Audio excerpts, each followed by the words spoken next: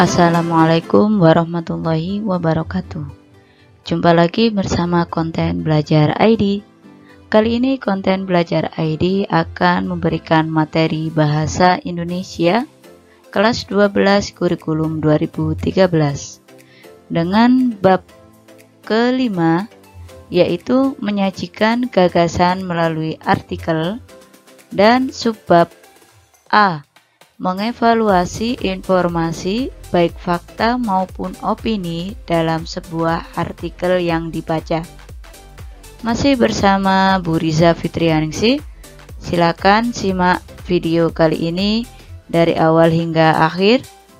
Sebelum kita mulai, marilah kita berdoa sesuai dengan agama dan kepercayaan masing-masing.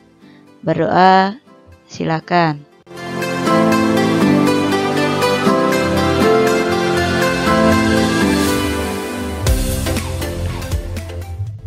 Oke, dapat diakhiri.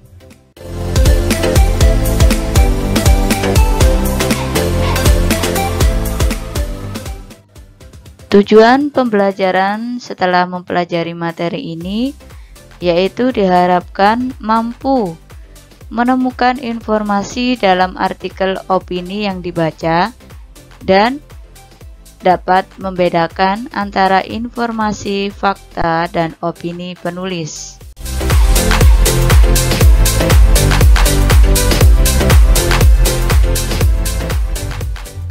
Sebelum kita lanjut mengetahui tentang fakta dan opini dalam sebuah artikel, kita harus tahu ya latar belakang artikel itu dari mana. Coba perhatikan. Nah, sebuah berita dalam majalah atau surat kabar terdiri atas beragam rubrik. Rubrik itu jenis pembagiannya ya. Dari segi isi itu majalah atau surat kabar terdiri atas politik, hukum, olahraga, pendidikan, dan sebagainya ya. Bergantung pada apa yang ingin diberitakan.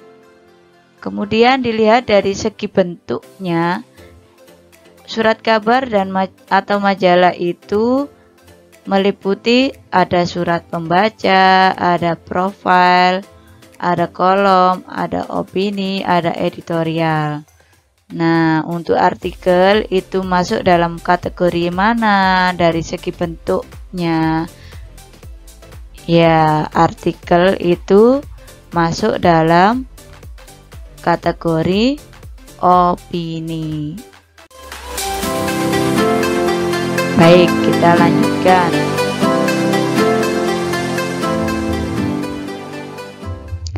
Nah, ini pengertian atau definisi dari sebuah artikel.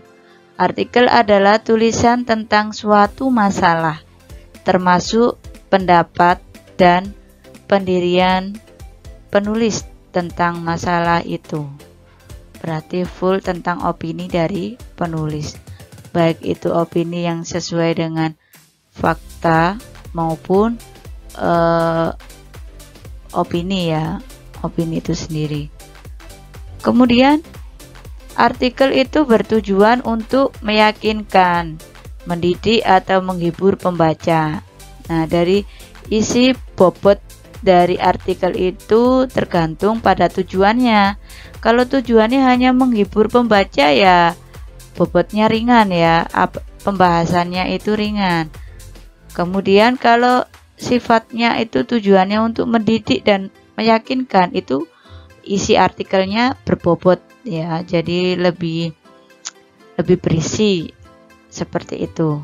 Kontennya juga harus lebih bernilai dibanding hanya sekedar menghibur pembaca.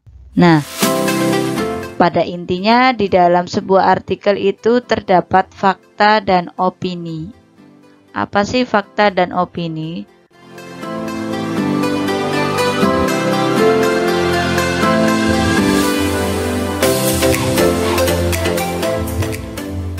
Materi yang pertama ya, menemukan informasi dalam artikel opini yang dibaca.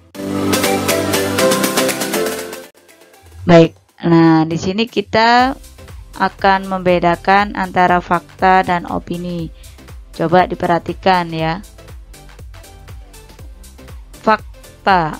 Nah, kaitannya dengan fakta, faktual, yaitu sebuah kenyataan ya, atau peristiwa yang benar-benar ada atau sudah terjadi. Jadi fakta ini suatu hal atau peristiwa itu yang telah terjadi.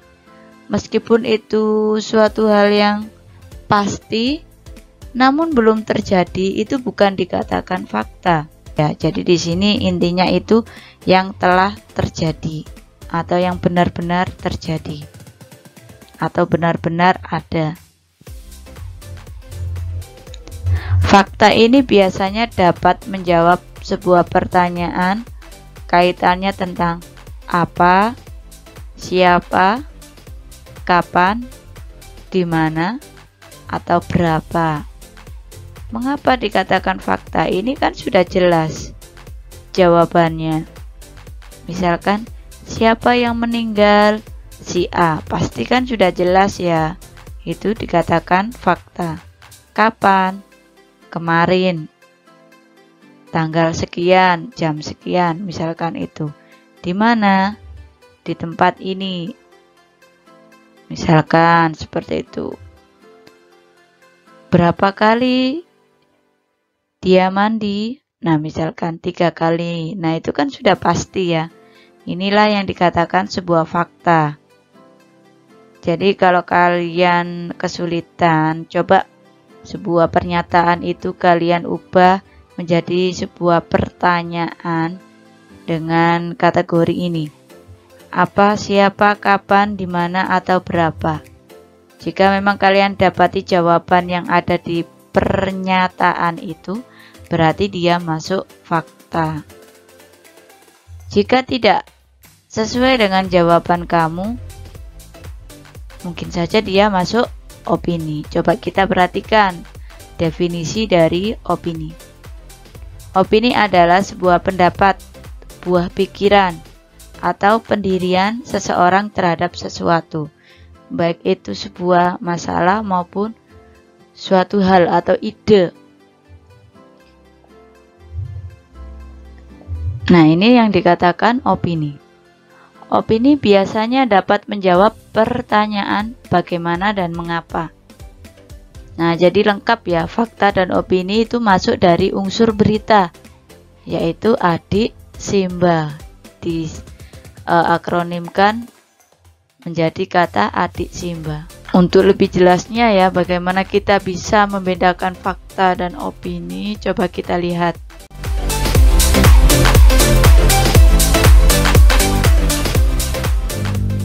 Baik, coba sekarang kita perhatikan contoh sebuah artikel opini berikut dengan judul Agar Anak Miskin Terus Sekolah. Silakan disimak. Nelson Mandela berujar bahwa pendidikan adalah senjata ampuh untuk menguasai dunia. Kata-kata mantan Presiden Afrika Selatan itu menegaskan betapa pentingnya pendidikan dalam mengubah hidup manusia, bahkan bangsa. Bangsa yang maju menandakan setiap warganya bisa mengakses pendidikan dengan baik, termasuk anak miskin sekalipun. Di Indonesia, setiap orang berhak mendapatkan pendidikan yang layak, seperti digariskan dalam pasal 31 Undang-Undang Dasar 1945. Yang menjadi masalah adalah apakah semua anak di Indonesia sudah dapat mengakses pendidikan? Di atas kertas, sekolah memang gratis, tetapi di lapangan masih banyak ditemukan iuran yang harus dibayar oleh siswa kepada sekolah. Dari uang masuk sekolah, uang seragam, buku, uang ujian, hingga iuran-iuran yang bernilai kecil, yang seringkali membuat orang tua miskin terpaksa menyuruh anaknya berhenti sekolah. Sebentar lagi, misalnya setelah ujian nasional SMP ini, orang tua para siswa akan dihadapkan oleh beragam keperluan, dari perpisahan hingga pendaftaran ke sekolah lanjutan. Semua itu adalah nilai rupiah yang harus dikeluarkan oleh siswa. Itu belum lagi bagi mereka yang lulus SMA. Biaya yang dikeluarkan oleh orang tua siswa untuk masuk perguruan tinggi, biayanya lebih besar. Bagi orang tua siswa yang mampu, tentu saja biaya-biaya itu tidak menjadi masalah. Bahkan, mereka rela mengeluarkan biaya lebih besar untuk mendapatkan pendidikan terbaik untuk anaknya. Masalahnya akan mengganjal bagi orang tua tak mampu alias miskin. Akhirnya tak sedikit dari anak-anak miskin menjadi putus sekolah. Sekolah seolah merasa sah saja mengutip ini itu dari orang tua siswa dengan berbagai alasan, seperti terlambatnya pencairan dana bantuan operasional sekolah atau BOS, kecilnya dana BOS, dan sebagainya. Bahkan untuk pembangunan fisik pun, sekolah menarik iuran dari siswa, misalnya untuk membuat pagar, musola, taman, bahkan ruang kelas. Padahal seharusnya itu semua tanggung jawab pemerintah. Lain halnya kalau sekolah swasta. Sekolah swasta pun seharusnya juga memberi perhatian terhadap anak-anak miskin. Negara tetap hadir di sana. Misalnya dengan membuat aturan setiap sekolah swasta wajib menyediakan 20% bangku untuk anak-anak miskin dengan biaya murah, bahkan gratis. Sekolah swasta bisa menerapkan subsidi silang untuk bisa menampung anak-anak miskin. Tak hanya itu, negara perlu berperan untuk mengawasi agar sekolah tidak melanggar hak-hak anak dalam memperoleh pendidikan. Misalnya, melakukan pengawasan yang cukup terhadap kebijakan sekolah, terutama yang berkaitan dengan biaya, agar tidak membebani siswa yang tak mampu. Setiap pungutan jangan dilepas secara sepihak kepada sekolah, melainkan harus mendapat izin dari pimpinan daerah dan dibahas oleh Dewan Perwakilan Rakyat. Selain itu, aparat pemerintah perlu turun ke kampung-kampung miskin mencari anak-anak miskin yang putus sekolah. Jangan sampai ada antara mereka yang karena tidak ada biaya lalu tidak bisa sekolah. Negara harus hadir dan memiliki tanggung jawab besar terhadap pendidikan anak-anak miskin. Sebab sekolahlah harapan satu-satunya agar mereka bisa mengubah nasib dan keluar dari jebakan kemiskinan. Dengan bersekolah seperti kata Nelson Mandela di atas, mereka memiliki senjata untuk menguasai dunia. Nah, itu ya, dikutip dari sumber tempo.co edisi 12 Mei 2015. Nah, ini tadi yang saya bacakan sebuah artikel opini kaitannya dengan anak miskin terus sekolah ya.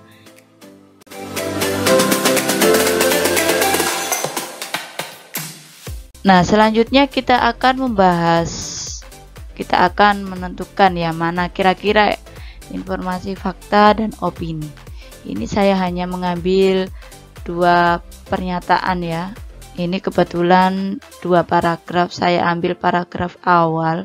Sebenarnya banyak fakta dan opini, namun saya ambil 2 saja. Untuk yang nomor 1, di Indonesia setiap orang berhak mendapatkan pendidikan yang layak, seperti digariskan dalam pasal 31 Undang-Undang Dasar 1945.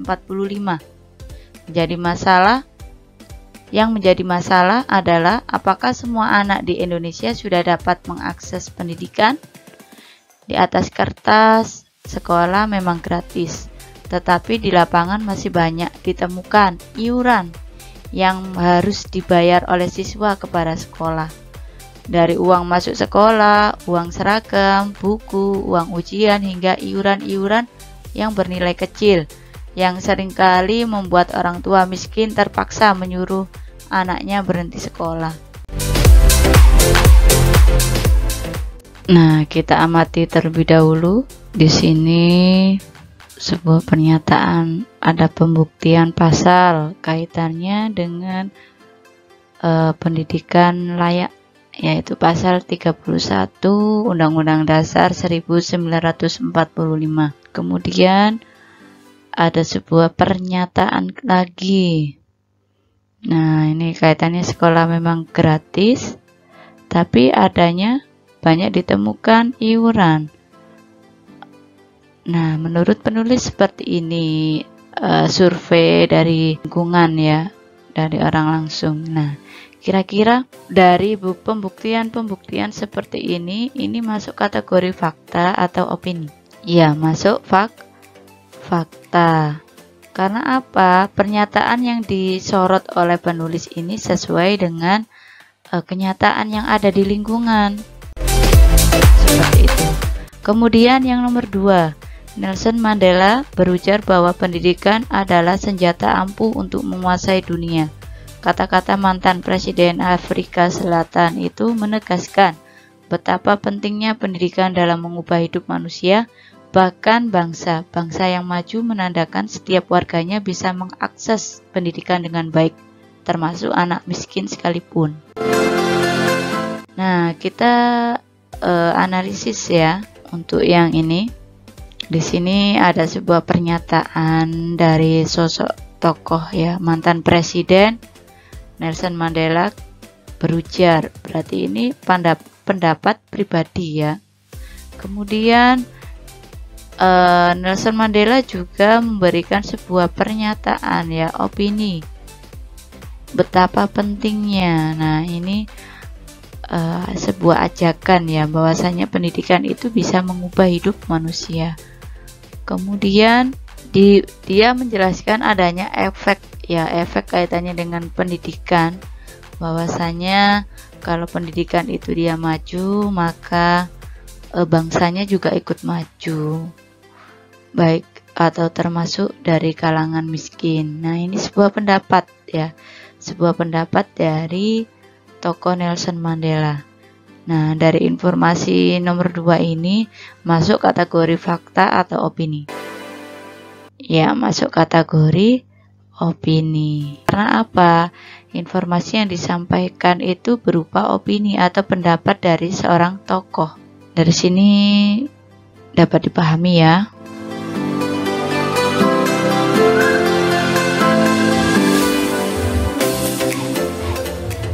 Selanjutnya materi yang kedua yaitu tentang membedakan antara informasi, fakta, dan opini penulis.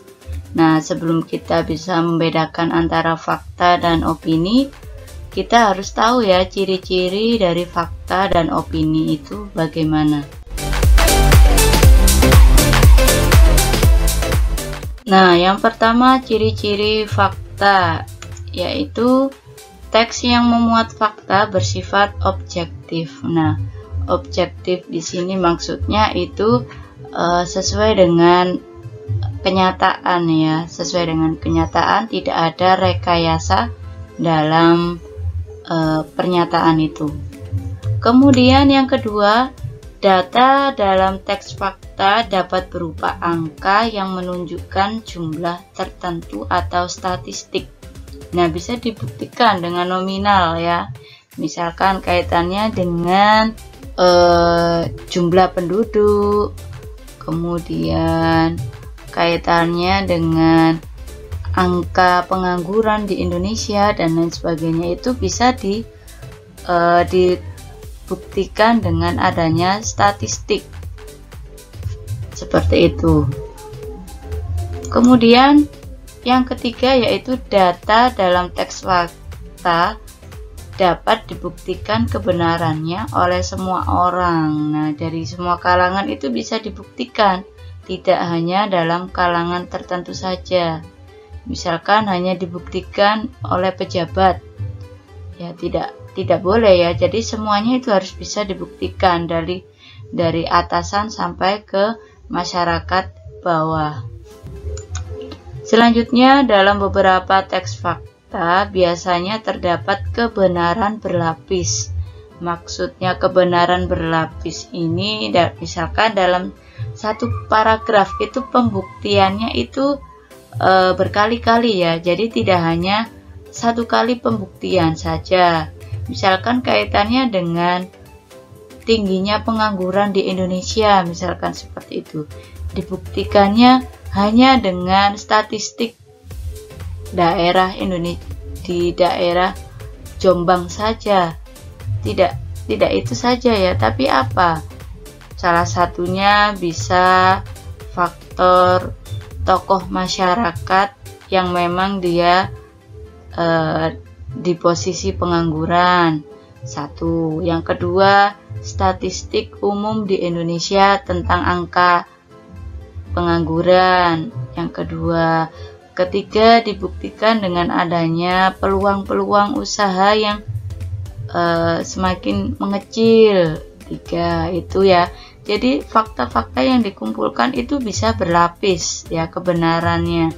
Jadi bisa lebih meyakinkan pembaca kaitannya dengan pengangguran di Indonesia, misalkan itu. Kemudian kejadian atau keadaan yang diberitakan dapat dirasakan dengan indera atau telah diuji oleh manusia. Dirasakan oleh indera ya, misalkan pengangguran ya.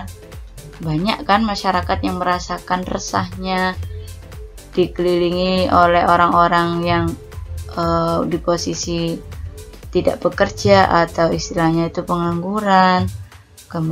Kemudian banyak hutang piutang akibat tidak bekerja. Kemudian peluang usaha yang tidak ada, tidak stabil keuangannya, itu ya bisa dirasakan oleh indera atau bisa diuji oleh manusia. Kemudian pemberitaan terkait kejadian atau keadaan tersebut dilengkapi dengan waktu dan tempat kejadian yang jelas. Nah, ini bisa ditunjukkan. Misalkan angka pengangguran tertinggi itu ada di daerah Jombang, misalkan ya ditelusuri ya di tempatnya. Kemudian kapan waktu kita mengamati angka pengangguran di Jombang itu jelas ya. Tanggal, bulan, dan tahunnya itu jelas, tempatnya di mana. Di Jombang kan luas. Nah, lebih tepatnya itu di kecamatan mana atau di desa mana.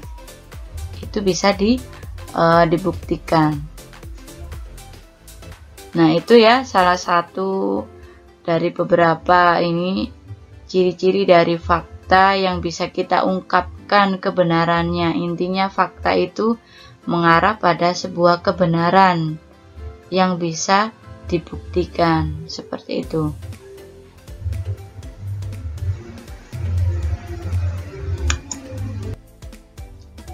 Selanjutnya kita akan mempelajari ciri-ciri sebuah opini. Yang pertama, teks yang memuat opini itu bersifat subjektif. Nah, subjektif ini sesuai dengan pandangan penulis pribadi ya. Jadi kaitannya dengan penulis itu sendiri. Kemudian yang kedua, teks opini berisi tanggapan penulis. Nah, tanggapan itu berarti ya sesuai pandangan penulis. Menjelaskan pandangan penulis. Nah, ini kaitannya dengan apa yang dirasakan, yang diamati atau yang dilakukan penulis terhadap suatu hal yang ingin diungkapkan ya, atau permasalahan lingkungan yang ingin diungkapkan oleh penulis, seperti itu. Kemudian teks opini dapat berisi bayangan penulis atas peristiwa yang belum pasti terjadi. Nah, ini bisa sebuah prediksi ya, prediksi yang akan terjadi, namanya opini. Kalau sudah terjadi namanya sudah fakta ya. Kalau belum terjadi, misalkan memprediksikan angka pengangguran pada 2 tahun yang akan datang, misalkan seperti itu. Atau peluang kerja 2 tahun yang akan datang, itu bisa terjadi ya. Bisa dijadikan sebuah opini. Kemudian memuat kata yang mengandung probabilitas. Misalnya mungkin, rasanya, sepertinya, kemungkinan, seperti itu ya, dan sejenisnya. Kemudian memuat kata yang mengandung saran atau solusi. Dan pandangan penulis dalam teks opini bisa jadi berbeda dengan pendapat orang lain. Nah, ini sah-sah saja ya. Misalkan sebuah pendapat antara penulis satu dengan penulis lainnya itu berbeda. Mengapa? Ya, karena opini ini bebas tapi terbatas ya. Bebas dalam artian itu sesuai dengan apa yang kita tangkap, sesuai dengan apa yang penulis tangkap. Dan terbatas itu maksudnya ya tidak melewati koridor atau batasan-batasannya. Misalkan pembahasan tentang pengangguran, ya penulis itu harus membatasi dalam hal memberikan sebuah pandangan atau pendapat terhadap pengangguran itu. Tidak boleh membahas atau melewati dari apa yang dibahas oleh penulis itu sendiri. Nah, itulah tadi ciri-ciri fakta dan ciri-ciri opini. Oke, sekarang bagaimana ya cara membedakan fakta dan opini?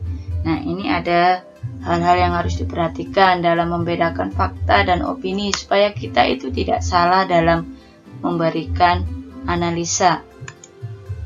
Oke, yang pertama yaitu kita harus menelusuri kebenarannya. Misalkan ada sebuah pernyataan bahwasanya kaitannya ini dengan vaksin COVID-19 ya. Ada sebuah pernyataan, sebuah berita TNI meninggal setelah diberi vaksin COVID-19. Nah, itu juga benar atau hoax ya. Kita harus tahu fakta atau hanya sekedar opini. Nah, kita harus menelusuri kebenarannya. Mencari di mana? Ya, mencari di sumber-sumber yang memang aktual, yang dapat dipercaya. Jangan netizen-netizen yang tidak berbobot ya, yang kita percayai setiap apa yang kita lihat, apa yang kita terima dari grup sosial media kita, langsung kita share, langsung kita percayai. Tidak boleh ya. Jadi kita harus telusuri kebenarannya dulu, sumbernya dari mana, dia dapat dari mana, dia dapat dari mana. Intinya kita harus kejar akar dari pernyataan itu, sumbernya dari mana. Langkah selanjutnya apa yang harus kita lakukan untuk membedakan fakta dan opini? Yaitu kita harus tahu ya, sebuah pernyataan atau informasi yang kita dapatkan itu bersifat objektif atau subjektif. Nah, kita tahu ya, objektif itu berarti sesuai dengan kenyataan atau ada buktinya. Kalau subjektif itu hanya sebuah rekaan ya, pandangan. Jadi semata-mata ya pendapat seseorang atau penulis yang membuat berita itu. Jadi kita harus tahu ya, apa informasi yang kita dapat itu objektif atau subjektif. Langkah berikutnya yang ketiga yaitu kita harus memperhatikan ya kata khusus atau kata kunci yang menunjukkan itu fakta atau opini. Misalkan kita menemukan ada kata kunci seharusnya, sebaiknya. Nah, itu sudah pasti masuk opini. Karena apa? Ya berisi tentang sebuah tanggapan ya, sebuah saran. Kalau seharusnya, sebaiknya itu sebuah saran atau solusi. Misalkan kalau ada kata khusus tentang pembuktian undang-undang atau tentang peraturan-peraturan yang sudah ditetapkan pemerintah atau pembuktian angka, statistik, kemudian lain sebagainya yang bisa dibuktikan secara kuantitatif atau yang bisa dihitung ya, yang bisa dikalkulasikan, itu masuk dalam informasi fakta. fakta. Karena apa? Bisa dibuktikan dan bisa dibuktikan berulang-ulang. Itu namanya fakta. Dengan hasil yang sama. Misalkan saja informasi 1 ditambah 1 sama dengan 2. Dibuktikan dengan siapapun, dengan apapun dan berapapun pembuktiannya, itu semua orang pasti mengatakan 1 ditambah 1 sama dengan 2. Seperti itu. Itu namanya informasi fakta. Kemudian apalagi yang harus kita ketahui dalam membedakan fakta dan opini, yaitu kita harus bisa menalar sebuah kalimat informasi yang kita dapat. Menalar itu bagaimana? Ini variasi ya. Cara menalar seseorang itu kan bervariatif. Antara baca satu dengan pembaca yang lainnya. Ya, intinya dari menalar ini tujuannya ya kita menemukan informasi yang kita dapatkan itu apa yang kita pikirkan itu sesuai dengan apa yang terjadi di lingkungan kita, atau bisa dibuktikan dan lain sebagainya. Seperti itu. Nah, inilah 4 hal yang harus kita perhatikan untuk kita bisa tahu bagaimana cara membedakan fakta dan opini. Nah, ini ada tugas pemahaman ya, supaya kalian memahami apa yang sudah saya bahas dari awal hingga akhir. Tulislah pendapat kamu terhadap artikel yang berjudul "Agar Anak Miskin Terus Sekolah" ya. Pada kolom komentar, silakan dicantumkan pendapat kalian masing-masing ya di kolom komentar di bawah video ini. Jika lupa artikelnya bisa dibuka, bisa diputar ulang ya, dari judul "Agar Anak Miskin Terus Sekolah". Kemudian sertakan jawabanmu pada kolom komentar di bawah video ini. Dapat dipahami ya? Baik, tugas pemahaman itu sekaligus mengakhiri materi yang saya sampaikan ini. Semoga apa yang saya sampaikan dari awal hingga akhir bermanfaat untuk kita semua. Saya akhiri. Wassalamualaikum warahmatullahi wabarakatuh. Terima kasih telah menyimak konten Belajar ID. Simak video pembelajaran berikutnya bersama konten Belajar ID. Terima kasih.